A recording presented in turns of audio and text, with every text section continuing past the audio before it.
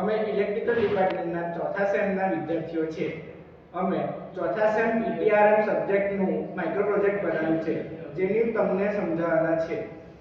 પ્રોજેક્ટનું નામ extension board four single phase induction motor છે.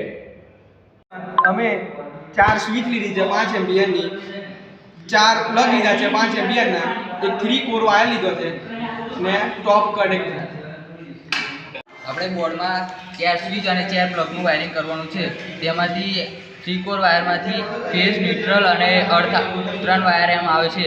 તેમાંથી જે આ ફેઝ વાયર છે રેડ, તે આપણે 4 સ્વિચને કનેક્ટ કરેલી છે. તેમાંથી સ્વિચમાંથી પ્લગના ફેઝમાં કનેક્ટ કરેલું છે. એમ 4 પ્લગમાં સ્વિચમાંથી ફેઝ કનેક્ટ કરેલું છે અને 4 પ્લગના ન્યુટ્રલ એકબીજા સાથે કનેક્ટ કરી 3 કોર વાયરમાં કાઢેલા છે. અને તેવી જ રીતે અર્થનો આ ગ્રીન વાયર છે તે 4 પ્લગમાં કનેક્ટ કરી 3 કોર વાયરમાં આપણે કાઢેલ છે.